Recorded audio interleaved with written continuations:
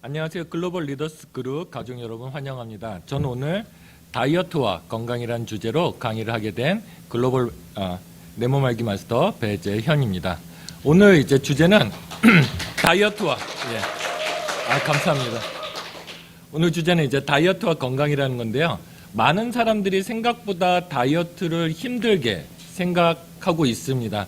평생 다이어트 하시는 분들도 있고요. 정말 다이어트를 6가지, 7가지 했다는 분들도 있습니다. 그럼에도 불구하고 다이어트에 여전히 실패하는 분들이 많은 게 현실이라고 생각합니다.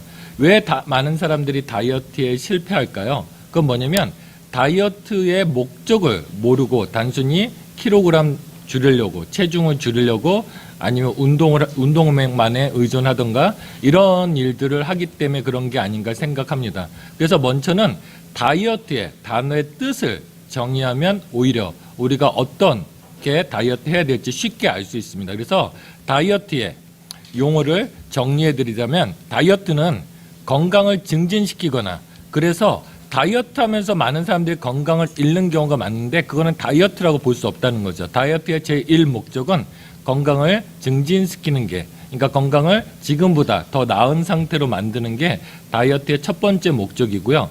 두 번째는 킬로그램, 체중을 줄일 목적이 아니라 체지방을 줄여야 된다는 거죠. 많은 사람들이 다이어트하는 목적 중에 하나가 외적인 모습이잖아요. 그런데 킬로그램 줄었을 때는 외적인 모습을 보장해 주는 건 아닙니다. 하지만 체지방이 줄어들었을 때는 건강하고 아름다운 외형을 가질 수 있게 되는 겁니다. 그래서 건강을 증진시키거나 체지방을 줄일 목적으로 음식물을 조절하여 섭취하는 것으로 되어 있습니다. 그래서 다이어트 하면 많은 사람들이 운동을 한다거나 아니면 어떤 다른 노력들을 많이 하시는데요. 사실은 운동도 중요한 부분이 있지만 다이어트의 기본 원칙은 음식을 조절하여 섭취하는 것이다. 이걸 아시면 될 것 같습니다. 다시 한번 다이어트를 정리해 드리자면 건강해야 되는 거고요. 두 번째, 체지방을 줄일 목적으로 해야 되는 거고 세 번째, 그러기 위해서 음식물을 조절하여 섭취하는 것이 다이어트란 용어다 이렇게 이해하시면 될 것 같습니다. 그러면 우리가 다이어트하는 목적은 사진에서 보시는 바와 같이 외적으로 건강해 보이고요. 아름답고 젊고 이런 것들을 위해서 다이어트의 목적을 두고 많은 분들이 하고 계신다는 걸 첫 번째 인지해야 될 것 같습니다. 그럼에도 불구하고 나는 사진에 보는 것처럼 이런 모습으로 다이어트를 하려고 했는데 결과는 하기도 힘들지만 나이 들어 보인다. 더 힘들어 보인다. 이런 소리 듣기 일쑤죠. 그거는 뭐냐면 다이어트를 함에 있어서 내가 살이 찌는 과정을 이해하지 못했기 때문에 그렇습니다. 저도 성인이 된 뒤로 계속 체중을 일정 체중과 일정 사이즈를 유지하고 있는데요. 그건 뭐냐면 살이 찌는 원인이 알기 때문에 통제가 가능하기 때문에 그렇습니다. 그래서 여러분들이 살이 찌는 과정들을 먼저 말씀드리도록 하겠습니다. 먼저 첫 번째 목적의 다이어트의 목적이 건강을 증진시키는 거라 그랬죠. 그러면 우리가 최적의 건강 상태를 유지하기 위해서 우리가 제일 먼저 해야 될 건 뭐냐면 에너지가 일정하게 공급되는 상태를 만들어야 됩니다. 그러기 위해서 우리가 주로 에너지원으로 섭취하는 게 탄수화물과 지방이 있습니다. 근데 현대인들은 우리 몸에서 에너지를 쓸 때 탄수화물과 지방이 같이 들어오면요. 뭘 먼저 쓰냐면 탄수화물을 먼저 씁니다.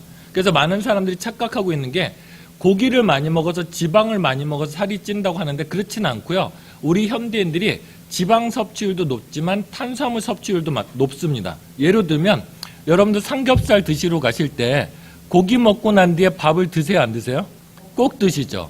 또 고기 먹고 난 뒤에 냉면을 드시죠. 근데 중요한 건 먹은 순서대로 고기 속에 지방을 에너지로 태우고 그 다음에 냉면이나 먹은 밥에 탄수화물을 쓰면 좋은데 우리 몸은 그렇지가 않아요. 그렇게 같이 먹으면 일단 탄수화물을 에너지원으로 쓰고 그 다음에 부족하면 지방을 쓰는데 그러기엔 우리가 탄수화물 섭취가 너무 많다는 거죠. 그래서 현대인들의 주요 에너지원은 탄수화물 섭취가 과잉돼 있다. 이걸 먼저 인지하셔야 됩니다. 그러면 우리 몸에서 우리가 탄수화물을 섭취하게 되면 우리 몸에서는 이걸 당으로 분해합니다. 그래서 혈중에 떠다니는 당의 농도를 뭐라고 하냐면 우리가 혈당이라고 표현을 합니다. 그러면 저희가 살도 안 찌고 최적의 건강 상태를 유지하기 위해서 가장 중요한 건 혈중의 혈당 농도를 유지하는 것이다. 이걸 말씀드리고 싶어요. 예를 들면 자동차에 연료가 필요한 만큼 일정하게 들어오면 아무런 문제가 없겠죠. 하지만 연료가 너무 적게 공급돼도 문제지만 너무 과하게 공급돼도 자동차 엔진에 문제가 생깁니다. 우리 몸도 똑같습니다. 그래서 여러분들이 항상 건강을 생각될 때, 그 다음에 나의 지구력을 생각하거나 에너지를 생각할 때 가장 먼저 생각해야 될 건 뭐냐면 혈액 중에 떠다니는 혈당의 농도가 가장 중요합니다. 그래서 살도 찌지 않고 컨디션도 좋고요. 지구력도 좋고 짜증도 나지 않고 늘 행복감을 유지할 수 있는 내 몸속의 혈당의 농도는 70에서 140 정도라고 보시면 될 것 같습니다. 그런데 현대인들은 이 농도를 유지하기 힘들기 때문에 건강을 잃고 살이 찌기 쉬운 체질이 되는 겁니다. 그러면 예를 들면 우리가 아침밥을 꼭 먹어야 된다고 하는데 아침밥을 정성스럽게 차려서 드시는 분도 있겠지만 대부분의 사람들은 간편식을 많이 드시게 됩니다. 심지어 시리얼을 먹거나 아니면 빵을 먹거나 이런 일들을 하게 되죠. 근데 이런 것들은 당으로 바뀌는 속도가 빠릅니다. 그러면 그런 것들을 아침에 섭취했을 때 어떤 결과가 나왔냐면 위에 보시는 그래프와 같이 빨간색 그래프와 같이 혈당이 치솟게 됩니다. 그러면 우리 몸의 입장에서는 비상 상황이 됩니다. 당들이 혈액에 떠다닌다는 건 어떤 거랑 똑같냐면 우리가 맹물이 있으면 농도가 낮으니까 잘 흐르지만 거기에 설탕을 잔뜩 넣으면 찐득찐득해지겠죠. 그러면 그 컵 표면이라든지 그런 표면에 이 설탕물이 붙기가 쉬울 겁니다. 우리 몸의 입장에서도 우리 몸은 60쪽의 세포로 구성이 되어 있고요. 그 세포 하나하나의 영양과 산소를 공급하기 위해서 혈관이 존재하는데 그 혈관이 당이 너무 많아서 이 혈관이 끈적끈적하게 되거나 막히거나 문제가 생기면 우리 몸의 입장에서 비상 상황이 되는 겁니다. 그래서 우리 몸엔 혈당이 치솟게 되면 어떤 일을 하게 되냐면 첫 번째 인슐린을 분비하게 됩니다. 그래서 높아진 혈당을 다운시키도록 이렇게 자동적으로 장치가 돼 있다고 보시면 될 것 같아요. 그러면 인슐린만 많이 분비되면 괜찮냐? 그렇지가 않습니다. 기본적으로 인슐린이 분비가 되게 되면 활성산소가 많이 생깁니다. 많은 사람들은 만병의 근원을 활성산소라는 얘기를 많이 들어보셨을 겁니다. 활성산소가 왜 병을 일으키냐면 이게 바로 우리 몸에서 염증을 일으키기 때문에 그렇습니다. 그래서 기본적으로 우리 몸에는 어떤 일을 했을 때 활성산소가 생기고 활성산소 때문에 염증이 생기고 그 염증이 혈관에 쌓이면 심혈관계 질환이 생기는 거고요. 그 염증이 만성적으로 세포를 변이시키면 암이라든지 이런 질환들을 일으키게 되는 겁니다. 염증이 뇌에 쌓이면요. 이게 파킨슨이나 치매란 병을 일으키는 거죠. 그래서 병의 근원이 염증이고 현대인들은 염증을 줄이는 게 가장 중요한 건강을 유지해서 가장 중요한 활동 중에 하나입니다. 심지어 이 염증 수치가요. 우리의 행복도까지 좌지우지한다고 합니다. 그래서 서울대 심리학과 최인철 교수님께서 말씀하시는 게 뭐냐면 이분 같은 경우는 우리나라 사람들 행복도에 실제적으로 많은 그 역할을 해주신 게 뭐냐면 외국의 심리학이라든지 논문을 보고 이분들이 뭘 만드신 게 아니고요. 이분은 우리나라 사람들을 대상으로 실제로 어떤 행위를 했을 때 이 사람의 행복도가 높아지는지 낮아지는지 그걸 아주 많은 사람들 대상으로 실제적인 조사를 하신 분이에요.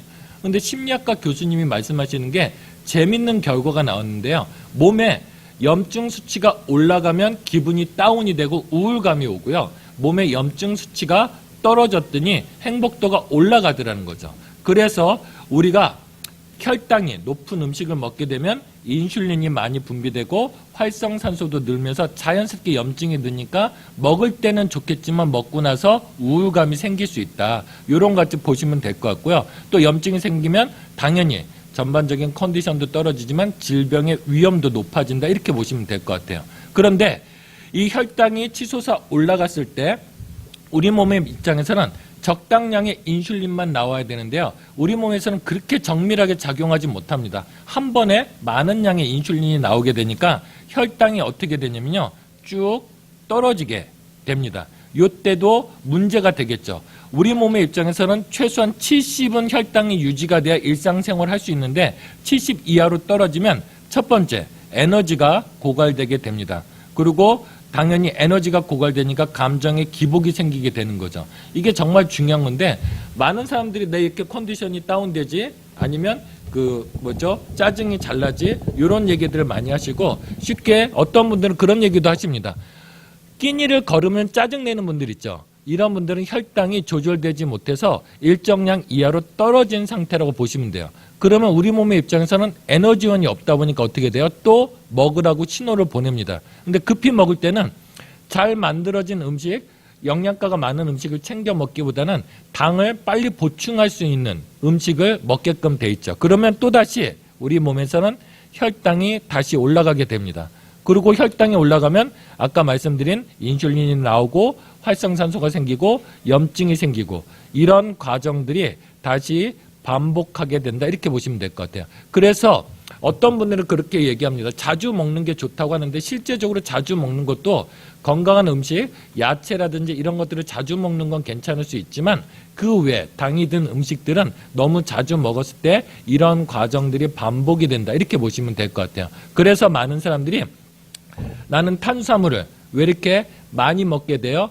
근데 먹고 나면 기분이 다운돼요? 살이 잘 쪄요? 고기도 먹지 않는데 살이 쪄요? 이런 얘기들 많이 하시는데 이게 이런 과정들 때문에 반복이 되는 거다 보시면 될 것 같습니다. 그런데 여기서 또 한 가지 문제가 생깁니다. 어떤 문제가 생기냐면요. 바로 이 세모침 부분 같이 내 몸에 140 정도의 혈당만 필요한데 그 이상의 것들은 내 몸에 있으면 안 되는 거거든요. 아까 얘기했듯이 당들이 너무 떠다니면, 혈중에 너무 떠다니면 이 당들이 혈관을 막게 하거나 혈액순환에 문제를 생기게 하기 때문에 우리 몸에서는 이걸로 뭘로 전환하냐면 남는 당들을 지방으로 전환합니다. 그래서 어떤 병이 생기게 되냐면 고지혈증이라는 증상을 얻게 되는 거죠. 그러면 고지혈증이 계속적으로 지속이 되면 그림에서 보시는 것 같이 혈관에 플러그가 끼기 시작하면서 혈관들이 점차적으로 막혀갈 수 있다, 이렇게 보시면 될 것 같아요.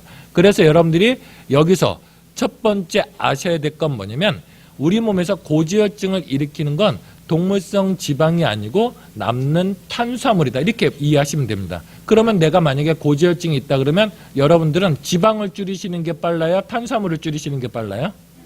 탄수화물을 줄이는 게 훨씬 더 빠른 길이다. 요걸 이해하시면 될 것 같습니다. 그러면 고지혈증이 생기면 혈액 속에 기름을 저장하는 것도 한계가 있죠. 만약에 너무나 많은 기름들이 떠다니면 혈관을 막히게 되기 때문에 우리 몸의 입장에서는 이거는 혈액 속에만 지방을 만드는 게 아니고 고지혈증이 일정 이상이 농도가 유지가 되면 혈액 속에만 지방을 두지 않고 이거를 또 어디다 저장하냐면 간에다 저장합니다. 그러므로 인해서 우리 몸에선 지방간이 생기게 되는 거죠. 그러면 간에다 또 저장하는 것도 한계가 있죠. 그래서 간에다 저장하다 남으면 우리 몸에선 이거를 체지방으로 저장한다, 이렇게 보시면 될 것 같아요. 그래서 다시 한번 정리해서 말씀을 드리면요. 일단 우리 몸에서 혈당이 올라가면 우리 몸에서 이거를 지방으로 저장하고 혈액 속에 기름이 많이 떠다니게 됩니다. 그러다가 혈액 속에 기름이 떠다니고 너무 많은 양이 떠다니면 보관할 장소가 필요하겠죠. 그때 보관할 장소가 바로 간입니다. 근데 여러분들 이해하시면 좋을 게 뭐냐면 간이 우리 몸에서 하는 일이 500가지가 넘고 대사를 담당하는 게 간이거든요. 심지어 내 몸에 있는 지방을 태워주는 것도 간입니다. 근데 그 간에 지방이 껴있으니 내 몸에 다시 에너지원으로 만들지 못하고 지방이 내 몸에 쌓일 가능성이 높다는 거죠. 그래서 또다시 체지방이 생기고, 그래서 우리 몸은 이 과정을 반복하면서 살이 찐다, 이렇게 보시면 될 것 같아요. 그래서 실제로 내 몸에서 체지방이 생긴다는 건 단순히 살만 찌는 게 아니고요. 이 과정을 이해하시면 병이 드는 과정이다, 이해하시면 될 것 같아요. 이 부분 이해되세요? 예. 그래서 살찌는 건 단순히 외형적으로 비만이 되는 게 아니고 내가 병 들어가는 과정이다. 이걸 반드시 이해하셔야 될 것 같습니다. 그러면 진정한 다이어트는 건강해지면서 체지방이 빠지는 체질로 바꾸는 게 되게 중요하죠. 여러분들 한번 생각해 보세요. 평생 다이어트 하실래요? 아니면 살 빠지는 체질로 한 번에 바꾸실래요? 살 빠지는 체질로 바꾸면 좋겠죠. 그래서 그렇게 하기 위해서 여러분들이 아셔야 될 게 있는데 뭐냐면 바로 첫 번째는 칼로리입니다. 그래서 칼로리를 줄이면 점차적으로 내 몸에 있는 지방들을 태워서 쓸 수 있지만 이미 우리 몸속에는 저장된 게 너무 많기 때문에 칼로리를 좀 많이 줄여서 이미 저장된 것들을 쓰는 게 중요하다, 이렇게 보시면 될 것 같아요. 그래서 우리가 칼로리를 소모하기 위해서는 도표에 보시는 것 같이 우리가 아까 얘기했듯이 체중을 줄이는 게 아니고 체지방을 줄이는 과정이라고 그랬잖아요. 그러면 체지방 1kg를 줄이기 위해서는 이론적으로 7,700칼로리를 소모해야 됩니다. 그러면 많은 사람들이 얘기합니다. 운동으로 빼겠다는 분들이 많습니다. 저는 운동하지 말자는 게 아니에요. 운동하는 것도 찬성합니다. 다만 식이 조절이 없이 운동만으로 뺀다는 게 얼마나 힘든 일이냐면 우리가 한번 예상을 해볼게요. 자, 일주일에 체지방 1kg만 빠져도 대박일 겁니다. 근데 일주일에 체지방 1kg를 빼기 위해서는 우리가 7,700칼로리를 소모해야 되는데요. 그러면 운동으로 이걸 뺀다고 한번 가정을 해볼게요. 대체적으로 우리가 가장 많이 하는 운동이 걷기일 겁니다. 아니면 가벼운 조깅 정도일 건데요. 걷거나 조깅을 해서 1시간에 소모되는 칼로리가 대략적으로 215칼로리 정도거든요. 그럼 일주일에 체지방 1kg를 빼기 위해서 일주일에 몇 시간을 걸어야 되냐면 대략적으로 35시간을 걸어야 되고요. 그러려면 하루에 몇 시간을 걸어야 되냐면 5시간을 걸어야 돼요. 여기서 중요한 건 5시간 걷고 나면 배가 고파요, 안 고파요? 당연히 고프죠. 근데 5시간 걷고 나서 초코파이 하나 드시면 1시간 걸은 게 무용지물이 돼요. 그런데 중요한 건 하루에 5시간 걷는 건 거의 불가능한 일일 겁니다.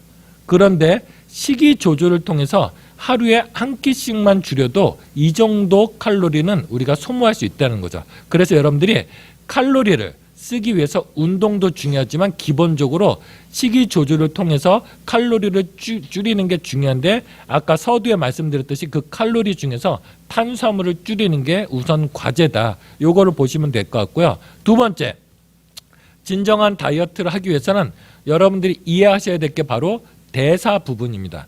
대사라는 건 뭐라고 보시면 되냐면 우리가 음식물을 먹는 건 에너지를 만들거나 우리 몸에 필요한 것들을 만들기 위함이에요. 그래서 머리카락을 만들거나 면역 물질을 만들거나 뼈를 만들거나 근육을 만드는 게 우리 그 과정 중에서 필요한 거죠. 그래서 먹은 음식이 에너지로 바뀌거나 신체 구성 성분으로 바뀌기 위해서 반드시 어떤 과정을 거쳐야 되냐면 대사 과정을 거쳐야 되는데 그때 반드시 필요한 게 바로 효소라는 물질입니다. 그럼 많은 사람들이 이렇게 얘기할 거예요. 그러면 시중에 효소 제품 나와 있는데 제가 효소 제품도 나쁘다고 얘기하는 건 아니거든요. 필요합니다. 다만 효소에만 의존할 수 없는 게 뭐냐면 우리 몸에 이런 대사 과정에 필요한 효소는 정말 수만 가지입니다. 여러분들 그 건강검진 받으러 가시면 GOT, GPT라고 해서 간 수치 검사 받으시죠. 그거는 뭐냐면 간에만 대략적으로 3,000가지 정도의 효소가 있는데 그중에 2가지 대표 성분이에요. 그러면 상식적으로 생각해보세요. 간에만도 해도 3,000가지 효소가 있는데요. 우리 몸에 모든 필요한 효소들을 먹는 음식으로 채우기는 불가능한다는 거죠. 다만 그 효소 제품을 먹었을 때 아니면 효소를 먹었을 때 그 효소를 먹음으로써 다른 것들을 좀 더 만들어낼 수 있다는 에너지를 아껴서 다른 것들을 좀 만들어낼 수 있다는 그런 부분들이지 효소는 음식으로 다 채워줄 수 없다 이렇게 보시면 될 것 같아요. 그러면 이 대사가 잘 되기 위해서 효소 부분을 어떻게 해결해야 되느냐 이렇게 이해하시면 돼요. 우리 몸에서는 효소의 원료만 공급해주면 우리 몸에서 알아서 효소를 몸에 필요한 효소들을 다 만들어냅니다. 그러면 그 효소의 원료가 뭐냐? 바로 우리가 많이들 알고 있는 비타민과 미네랄, 그 다음에 식물 속에 들어있는 식물 내재 영양소다. 이렇게 이해를 하시면 될 것 같습니다. 잠시만요. 이 차트가 안 나가고 있는 거죠? 예. 잠시만 죄송합니다. 예. 전원 들어오는 거죠? 예, 전원 들어오고 있습니다. 예. 예. 맞습니다. 일단은 차트 없이 말로 계속 한번 이어가도록 하겠습니다. 그래서 여러분들 우리 몸에서 진정한 다이어트가 되기 위해서는 대사가 돼야 된다. 요거 이해하시면 좋을 것 같고요. 대사에 필요한 비타민과 미네랄, 식물 내재 영양소가 필요하다. 요거 이해하시면 좋을 것 같습니다. 또 대사가 잘 되기 위해서 반드시 또 이해하셔야 될 게 뭐냐면 간 건강입니다. 왜냐하면 우리 몸에서 대사를 담당하는 기관이 간입니다. 그래서 여러분들이 먹은 음식이 에너지로 바뀌거나 여러분들이 먹은 단백질 등이 우리 몸에 필요한 성분들로 바뀌기 위해서는 이 모든 과정들을 간을 거쳐야 된다는 거죠. 그래서 간이 좋지 못하면 잠시 죄송합니다. 거기 이제 예. 비례가 걸려가지고 그래서 예. 됐습니다. 예. 다시 됐나? 예. 우리 몸에서 대사가 잘 되기 위해서는 비타민과 미네랄을 먹는 것도 중요하지만 간 건강을 지켜야 된다는 거죠. 그리고 여러분도 혹시 기초대사량이라고 들어보셨죠? 근데 기초대사량은 뭐냐면 내가 숨만 쉬고 아무런 행위를 움직이지 않아도 내 몸에서 소모하는 칼로리를 얘기합니다. 그러면 우리가 많은 사람들이 살 빼기 위해서 운동하는 것도 좋지만 가만히 있어서 칼로리가 많이 소모되면 먹는 거에 비해서 살이 덜 찌는 체질로 바뀌는 거죠. 그런데 이 기초 대사량에서 많은 사람들이 근력을 키우는 데 집중합니다. 물론 그것도 좋은 방법이고 해야만 되는 일입니다. 그런데 우리 몸을 알면 이 기초 대사량에 대해서 효과적으로 높일 수 있는 방법이 있는데요. 첫 번째, 근육에서 소모하는 칼로리는 대략 18%입니다. 그래서 내가 근육량을 많이 늘리면 늘릴수록 기초 대사량은 올라가긴 하지만 그래도 소모되는 칼로리는 우리 섭취 칼로리의 18%라는 거죠. 그런데 신기하게 우리 뇌에서 그냥 소모하는 칼로리가 대략적으로 20% 정도가 됩니다.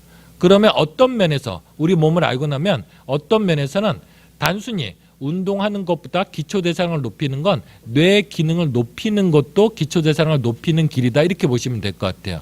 예로 한번 들어볼게요. 여러분들 여행을 가면 음식을 평상시보다 더 많이 먹게 됩니다. 그런데 살이 덜 찌죠.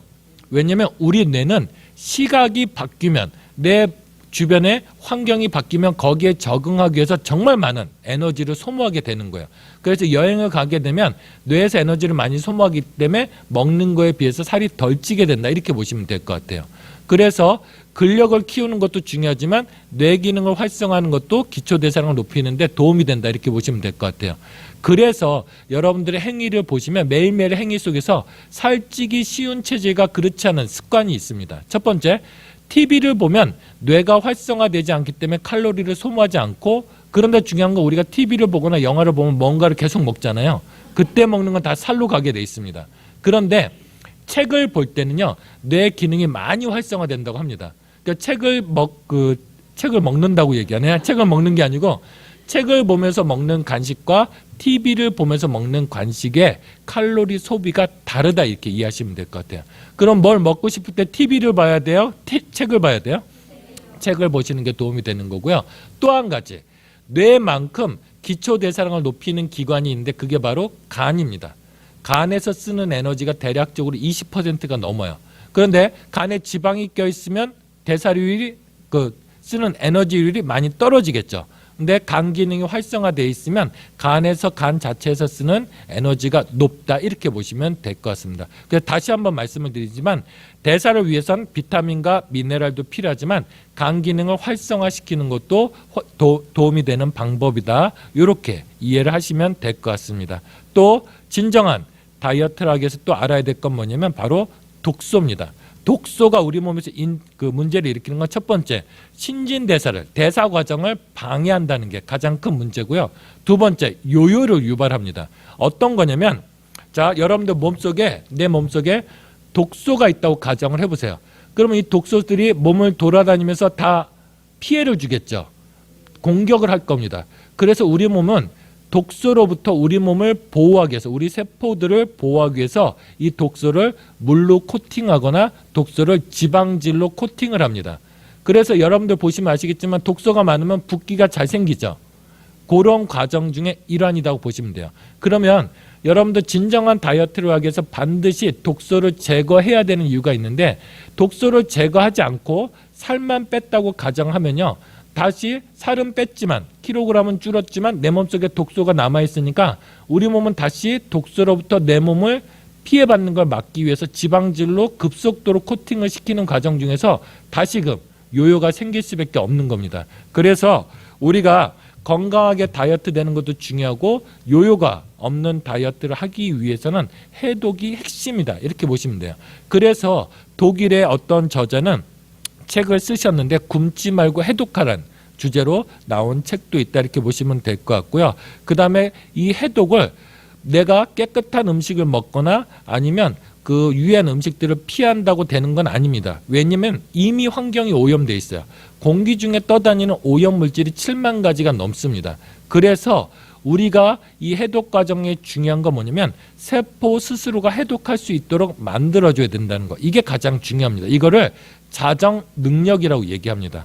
여러분들 많은 사람들이 건강을 위해서 유기농만 먹어야 된다, 인스턴트는 피해야 된다고 얘기하고 있습니다. 근데 실제로 주변에 많은 사람들을 상담하고 많은 사람들하고 얘기하다 보면 인스턴트라든지 해로운 음식을 먹고 사는데 건강한 사람이 있고요. 유기농만 먹는데 건강하지 못한 사람들이 있습니다. 이거는 그 사람이 가진 세포의 자정 능력에 달려있다 이렇게 보시면 될 것 같아요.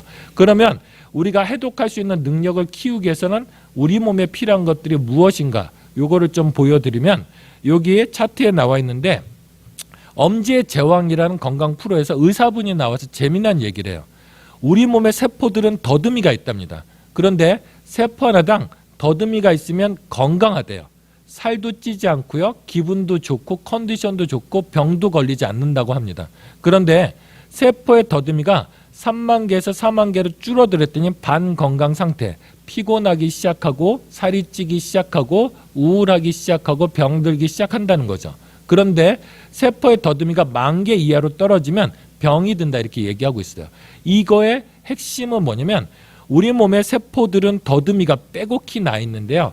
이 더듬이들이 첫 번째 하는 작용은 뭐냐면 우리가 음식물로 섭취하거나 물로 먹거나 아니면 호흡해서 내 몸속에 들어있는 독소를 인지해서 이건 내 몸속에 있으면 안 되는 거라고 몸 밖으로 배출을 시킨다는 거죠. 그러면 여러분들 오염된 환경 또 가공식품에 많은 현대 환경을 살아가면서 내가 깨끗한 음식을 찾는 것도 중요하지만 그거보다 더 중요한 건 세포의 더듬이를 늘려서 내 몸의 자정 능력을 높이는 게 우선적으로 중요하다. 이 부분들을 말씀드리고 싶습니다. 마지막으로 진정한 다이어트를 성공시키기 위해서는 가장 중요한 것 중에 하나가 바로 장 건강입니다. 이건 뭐냐면 많은 사람들이 내 몸의 주인은 나라고 생각하는데 사실은 내 몸은 미생물의 숙주라는 얘기도 있습니다. 그래서 우리 몸속에는 세포수보다 더 많은 수의 미생물들이 살고 있습니다. 그런데 현대 과학기술로 발견한 건데요. 장 속의 미생물의 상황에 따라서 이 사람이 병이 걸릴 수도 있고요. 기분이 나쁠 수도 있고요. 살이 찔 수도 있다고 얘기하고 있어요. 그래서 장내 미생물한테 어떤 음식을 줬고 미생물들의 비율에 따라서 우리의 건강과 기분, 심지어 수면까지 영향을 준다고 얘기하고 있습니다. 그러면 우리 장 속에 수많은 미생물 중에서 어떤 균이 있냐면 비만균이라고 있어요. 이 비만균이 문제가 되는 건 뭐냐면 우리 몸에서 아까 남는 열량들 있죠. 그걸 어떤 사람들은 변으로 배출시키는 사람들이 있어요. 이런 사람들은 살이 찌지 않습니다. 그런데 우리 장 속에 비만균이 많아지면 불필요한 열량들을 계속적으로 지방으로 저장하게 하려는 습성을 가진 균이 있는데 그거를 비만균이라고 얘기하고 있습니다. 재미난 그 실험이 있었는데요. 비만 쥐의 변을 마른 쥐의 변에다가 이식을 시켰더니 마른 쥐가 살이 찌기 시작하더라는 겁니다. 반대로 마른 쥐의 변을 비만 쥐에다가 이식을 시켰더니 비만 쥐가 살이 빠지기 시작한다는 거죠.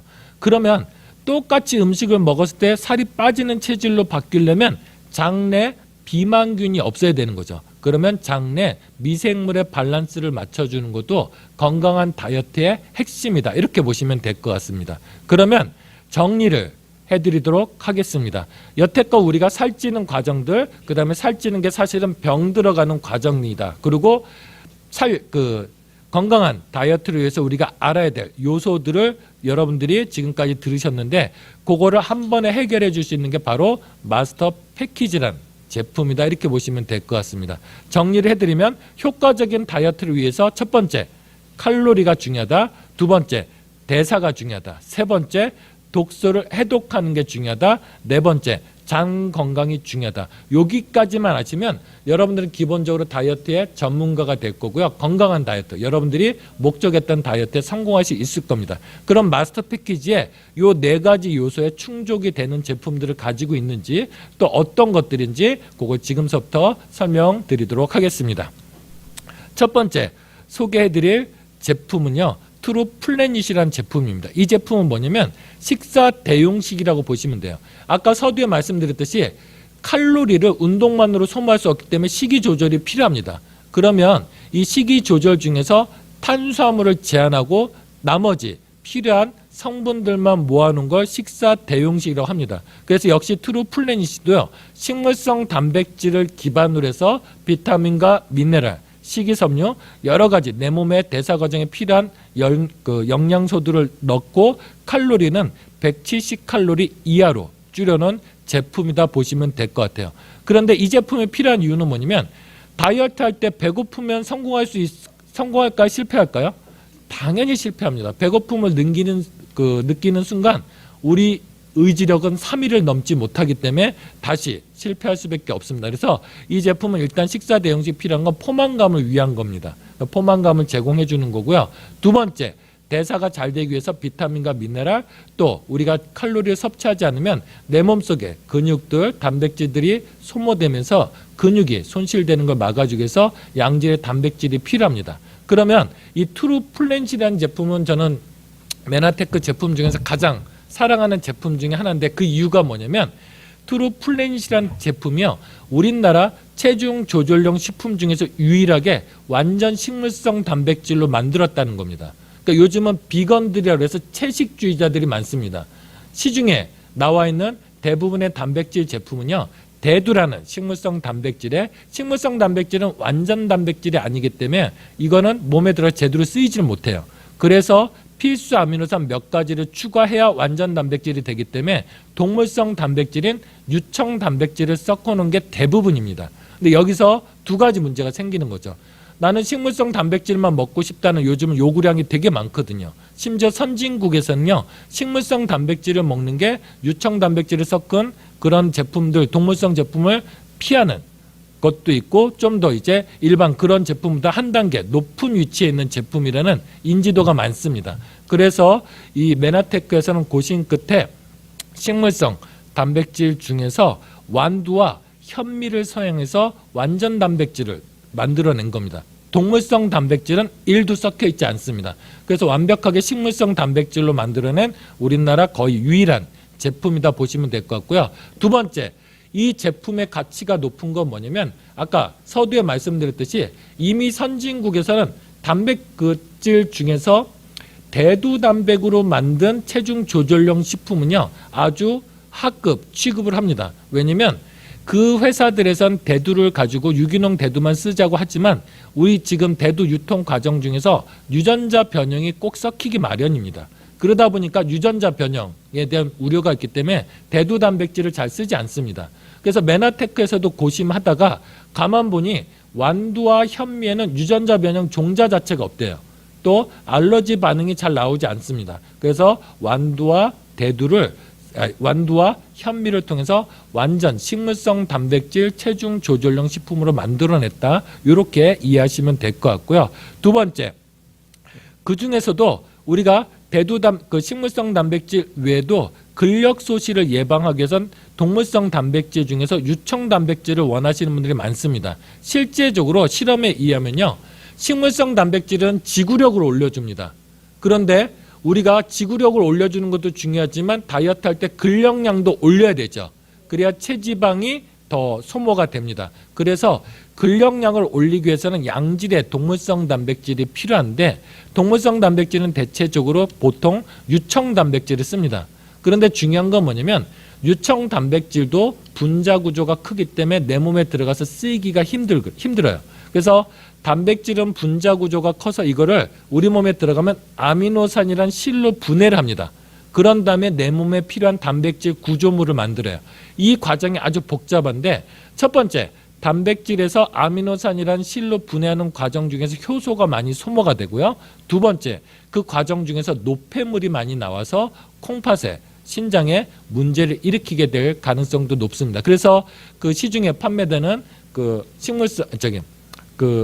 헬스 하시는 분이 단백질 제품을 드시고 통풍에 걸리거나 여러 다른 병에 걸리는 경우를 많이 볼 수 있습니다. 그래서 메나테크에서는 어떤 단백질을 쓸까 고민하다가 단백질에서 아미노산으로 분해하는 과정이 문제이기 때문에 아미노산 단위로 분해된 단백질을 쓰는 겁니다. 그거를 WPH 등급의 가수분해 유청 단백질이라고 보시면 돼요. 그래서 이 오솔린이라는 건 몸에 들어갔을 때 단백질로 분해 과정이 필요 없이 내 몸에 바로 필요한 구조물을 만들 수 있는 아주 양질의 단백질이다. 이렇게 보시면 될 것 같습니다. 그래서 이 두 가지를 식사 대용수로 쓰시면 칼로리를 줄이면서 또 그 배고픔 없이 다이어트를 진행할 수 있다. 이렇게 보시면 될 것 같고요.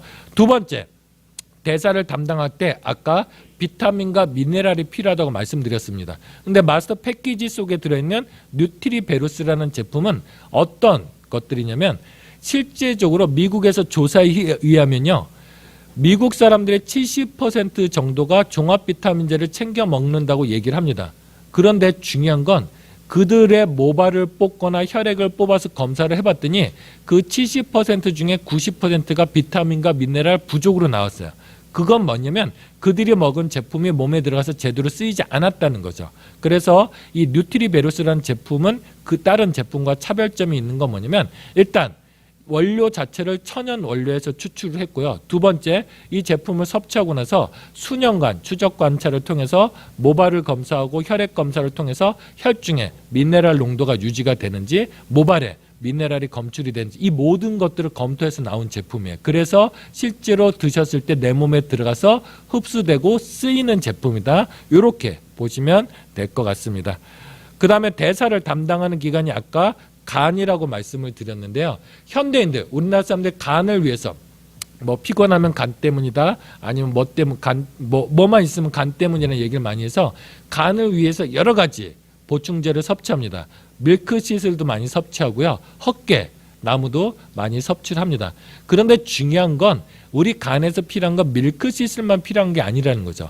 우리 간에서 해독 과정 중에 필요한 건 밀크시슬도 필요하지만 해독 과정 중에서 여러 가지 활성산소가 생기고 염증이 생기기 때문에 이것들을 제어해줄 항산화 영양소도 필요하고요. 물론 아미노산도 필요합니다. 또 한 가지 간에서 해독, 간 기능을 상실시키는 것 중에 하나가 뭐냐면 담즙이거든요. 담즙이라는 건 뭐냐면 우리 몸에 들어오는 음식 중에서 지방을 대사시킬 때 반드시 필요한 게 담즙입니다. 그러면 여러분들 몸속에 있는 체지방을 태울 때도 담즙이 반드시 필요하겠죠. 또 내 몸에 있는 독소를 체외로 배출시키는 것도 담즙입니다. 그래서 담즙이 우리 몸에서 하는 역할이 많고 다이어트에서도 아주 중요한 역할을 하는데 웬일인지 현대인들은 이 담즙 분비가 원활치 않습니다. 그래서 이 담즙을 분비하는 데 도움되는 게 강황이라는 성분이거든요. 그래서 트루퓨어라는 제품은 이렇게 간이 해독하고 대사하는 과정 중에서 올바르게 쓰일 수 있도록 역할을 할 수 있도록 필요한 모든 영양 성분들을 한데 모아놓은 제품이다 보시면 될 것 같고요.